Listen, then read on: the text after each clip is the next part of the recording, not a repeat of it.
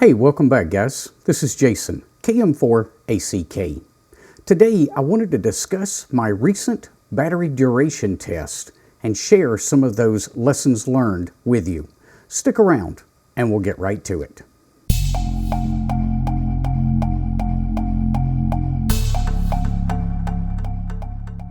Real quick before we get going today, I've got to give a shout out to these guys.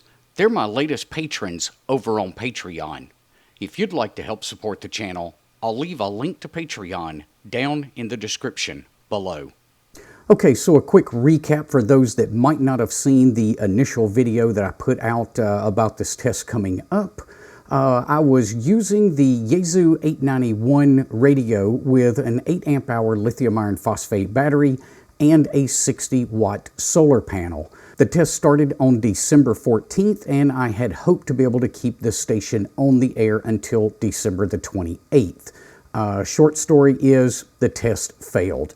I only kept the station on the air about 7.5 days. However, it was kind of set up and designed to fail. I wanted to see how long we could keep the station on the air under basically the worst possible scenario. So because I chose to do this test in December in Tennessee, that is the shortest amount of daylight that we get over the entire year. December 21st being the absolute shortest day of the year, our winter solstice here.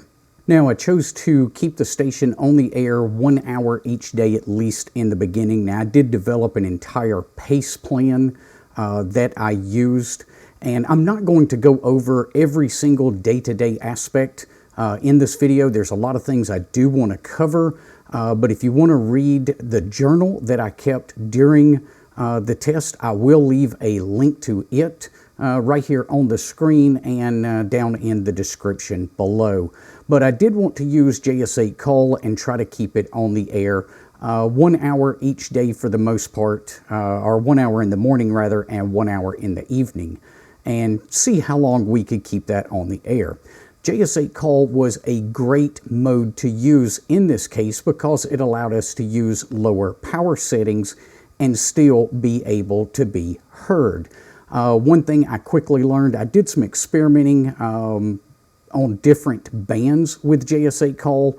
Guys, if you're going to use JS8 Call, you're probably better off just sticking with a 40 meter band. That seems to be where all of the operators congregate, and you're going to run into more people on 40 meters than probably any other band. Now, if you really want to be successful with JS8 Call, you've got to learn two things that make this program absolutely incredible.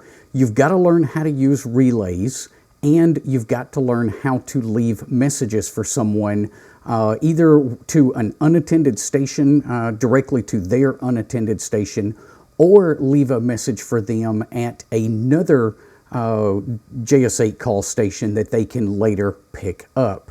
Because this makes the JS8 Call far beyond better than any other digital application out there that works on the same principles. Now, not comparing that to WinLink right now, but just to other digital modes or applications like FT8 or FLDigi or something along those lines. When you do decide to leave a message for someone else, be sure that you date the message when you leave it.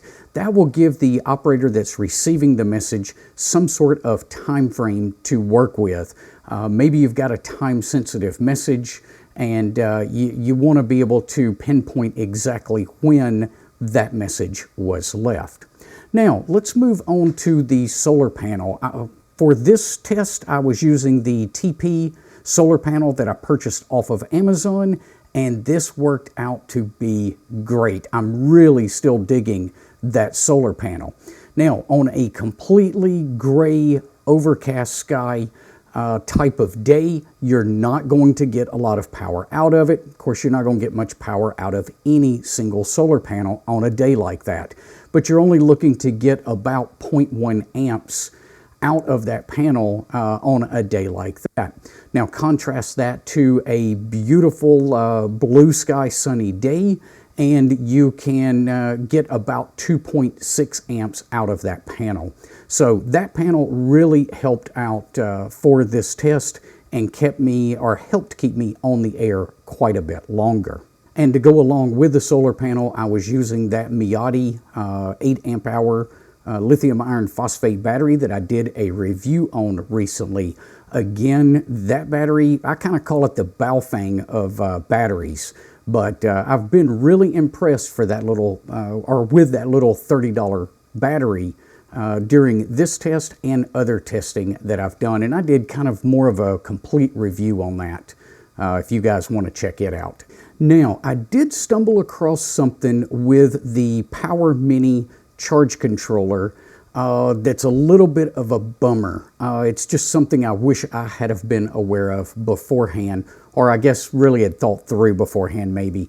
If you leave, well, let me back up a little bit. I wanted to leave the Power Mini connected to the lithium iron phosphate battery basically around the clock. And the reason I wanted to do it is it's got a built-in calculator that will calculate how much power you've used out of the battery and compare that to how much solar you've taken in and kind of give you a net usage. What I didn't think about though was the actual power consumption of the Power Mini itself. And the downside is it doesn't take what it's actually using into consideration when it's providing those calculations. So that was kind of something that bit me right at the very end of this test. So the best I can calculate is the Power Mini is going to draw about 0.25 amps over a 24-hour period. That may not sound like a lot, but 4 days in a row and you've given a complete amp of your battery over to just powering the Power Mini. So just something to be aware of. It's a little bit of a bummer that it doesn't calculate its own power usage into the equation, but if you're aware of it, then it's not really a big deal. If it was actually an emergency situation, I would probably just make some handwritten notes and disconnect that from the battery when I wasn't using it. Now, in addition to the HF battery duration test that I was running, I also decided to run a WinLink battery duration test with my Yaesu 817 radio. So I put out a call to the patrons and asked them to check in via WinLink each and every day. So I would make 2 WinLink connections, one in the morning and one in the evening, using just the WinCamp battery of the 817 and also using that internal 817 battery to power the Raspberry Pi. I was pleasantly surprised that I got 7 days of use out of that internal battery, making 2 WinLink connections a day. Now, I was fortunate enough to have a packet gateway that I could get into here locally, and not only could I get into it, I could get into it with half a watt. So I'm sure that helped me out, having faster transfer rates and being able to just use half a watt to get into it. But still, to be able to run that setup for 7 days was quite impressive to me. And I did recharge that once in the beginning with the solar panel, but after that one recharge, I just quit charging the battery because I wanted to run it until I had completely killed the internal battery, just to see how long I could power both devices from that single battery.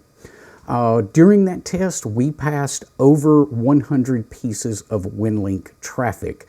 So that is over 100 emails received and 100 replies sent. I was replying to every single check-in that came into the WinLink system for me and giving them an update about where the battery stood for that particular day, what the battery levels were. In addition to that, I also used position reports to give some updated information that was cross-posted to APRS.fi, and I requested a weather report each morning. At first, I was just checking weather on on the internet and looking to see kind of what was coming up for the next couple of days, how much sun I was going to get, if it was going to be completely cloudy. Then it dawned on me, if this really was an emergency and we're offline like we were Christmas morning, then I wouldn't be able to access the internet. So I swapped over to asking for the weather report using the WinLink system each morning. Now, let's talk about the Raspberry Pi for a second. Again, I wanted to stay offline and not load anything onto my Raspberry Pi during this test. I rolled with what I had installed at the time and with what accessories I had at the time. I did run into one small little hiccup with my GPS. I did swap it out for a backup GPS, and everything was back up and rolling. I still got to go back and do some investigations and try to figure out what went wrong with the first GPS. One thing that I did not have in that kit in the beginning was a USB to micro SD adapter.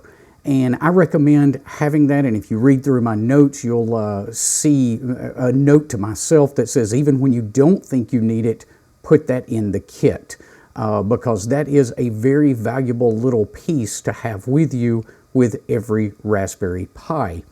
So what would I change going forward? I can probably say that just for emergency communications where you're using the radio 1 or 2 hours a day, if you had 2 8 amp hour or 2 10 amp hour lithium iron phosphate batteries and a 60 to 100 watt solar panel, you could probably keep the station online almost indefinitely. And that's even considering running a radio like the 891 that draws 1 amp on its receive.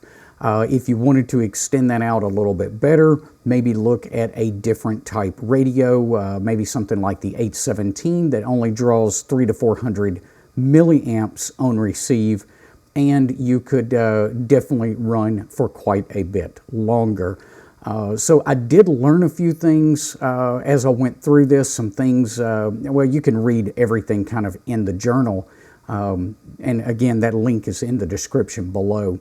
But I really, with just an additional battery, I could have probably stayed on the air for a much longer duration of time. So I don't know that I'm going to change a lot after this test or because of this test, but I definitely want to make sure that I've got 2 batteries on hand in the future when I run this again.